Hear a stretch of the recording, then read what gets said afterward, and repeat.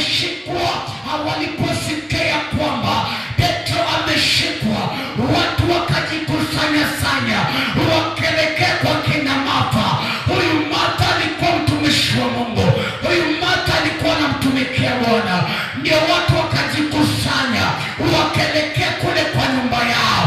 Walipofika kwa nyumba yao, maandiko yananiambia wazi, watu hao wakaanza kuomba.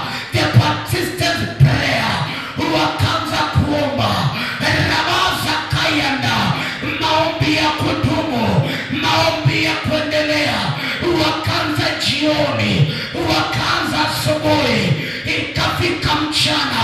Ikafika jioni. Ikafika usiku. Wakazidi kuomba. Wakazidi kuomba. Walianza mchana yo maombi. Wakazidi kutamka kwa Bwana. Wakazidi kunena na Bwana. Wakasema, Bwana, hatutatoka hapa. Lazima tuondole Paulo. Lazima tuondole Petro.